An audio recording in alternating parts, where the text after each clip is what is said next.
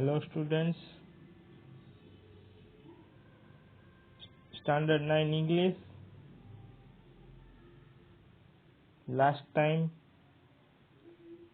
we explained up to here. We completed paragraph number 8.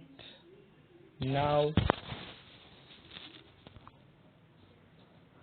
paragraph number 9. In this story, and then it was George's turn. अब George की बारी आई. He trod on the butter. उसने butter पे पैर रख दिया.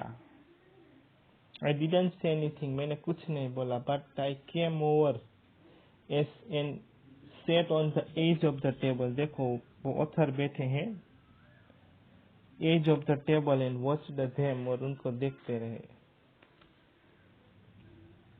और देखो in George trod on the butter, उसका पैर आ जाता है. We can see now it irritated them more than anything. उससे ज्यादा irritate. I could have said I felt that it made them nervous and excited. उसकी वजह से वो नर्वस और एक्साइटेड हुआ. And they stepped on things, और अलग अलग चीजों पे पैर रखने लगे. And put things behind them, और सारी चीजें वहां पीछे रखने लगे. And then couldn't find them when they wanted them. जब उसको चाहिए थी तब वो नहीं मिल रही थी. They packed the pies in the bottom, और पाइज थी आइटम वो नीचे रख दी.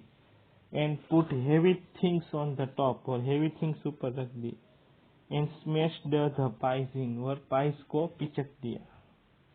Now paragraph number 10. They upset salt over everything. सब चीजों पे सॉल्ट छिटक दिया. And as for the butter, I never saw two men do more with 1 and 2 pence worth butter in my whole life. मैंने पूरी जिंदगी में नहीं देखा था कि 1 और 2 पेंस के बटर के साथ उन्होंने क्या किया. After George had got it off his slipper. George ने स्लीपर निकाला. They tried to put it in the kettle, और किटल में डालने की कोशिश कर रहा था. It wouldn't go in and what was it wouldn't come out. और वो अंदर भी नहीं जा रहा था और बाहर भी नहीं निकल रहा था. They did it, scrape it, उसको लुचने की कोशिश की. And put down on the chair, और लास्ट में उसको चेयर पे रख दिया. And Harris sat on it, और हैरिस उसके ऊपर बैठ गया. And it stuck to him, और उस पे चिपक गया. And they went looking for it all over the room, और रूम में ढूंढने लगे. Now paragraph number 11. I will take my oath. मैंने प्रतिज्ञा ली. I put it down on that chair. मैंने उस चेयर पे ही रखा था, से जॉर्ज ने कहा. Staring at the empty seat, खाली सीट के ऊपर देखते हुए कहा. I saw you do it myself not a minute ago. मैंने 1 मिनट के पहले तो रखा था.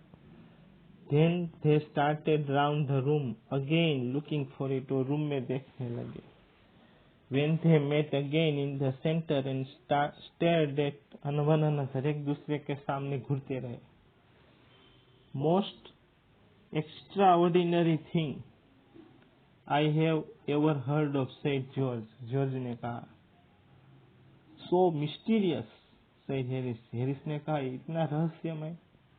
Then George got round to the back of Harris and saw it, और उसके हैरिस के पीछे चिपका हुआ देख लिया. Why here it is all the time, he exclaimed indignantly. वो घृणा से बोलने लगा, पूरा समय यहाँ था. Where, cried Harris spinning round. Harris पीछे मुड़ते हुए बोलता है, कहाँ पर है.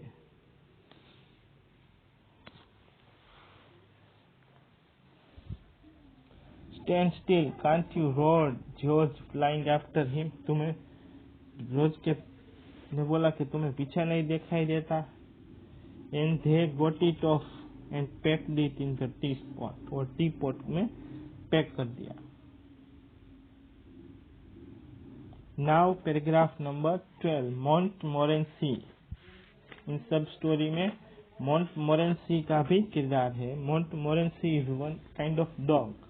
Of course, Montmorency's ambition in life is to get it in the way and be sworn at if he can swarm in anywhere where he particularly is not wanted. Sworn मतलब here or get scolded. इधर उधर मुंह मारता रहता था जहाँ उसकी जरूरत नहीं थी. And here in this story it is said it is a complete perfect nuisance. Perfect nuisance का मतलब है एकदम त्रासरूप था. And make people mad, लोगों को पागल बना दे. And have things thrown at his head. Then he feels his day has not been wasted. और उसको लगता था कि उसका दिन वेस्टेड नहीं हुआ. देखो in this picture Montmorency got into the hamper. वो हेम्पर में घुसता है before Harris could land him with frying pan और हैरिस उस पे हमला कर देता है. To get somebody stumble over him and curse him steadily for an hour, his highest aim and object. When he has succeeded in accomplishing this, his conceit becomes quite unbearable. Conceit means here pride in himself. जब तक वो अपने आप में गर्व महसूस करता है, जब तक ये कुछ काम न करे. Now paragraph number 13. He came and sat down on the things और वो पीछे पे बैठ गया. Just they wanted to be packed. उसको पैक करना था. And labored the fixed belief that whenever Harris and George reached out their hand for anything, it was called damp nose. जब जॉर्ज और हैरिस को जो भी कुछ चीजें चाहिए थी, बीच में वो उसका नाक रख देता. He put his leg into the jam. उसने अपना पैर जाम में रख दिया. And worried the teaspoons and he pretended that lemons were rats. उसको लगा कि जो नींबू है वो rats है और वो हेम्पर्स में घुस जाता है. And killed them, 3 of them, और उसको मार देता है. Harris could land him with frying pan. Harris उस पे हमला करने की कोशिश करता है. Now paragraph number 14. Harris said, I encouraged him. I didn't encourage him. मुझे उसको कभी encourage ही नहीं करना चाहिए. A dog like that, he doesn't want any encouragement. एक कुत्ता जैसा जिसको कभी encouragement की जरूरत ही नहीं. It's a natural, original sin, जैसे कुदरती पाप है.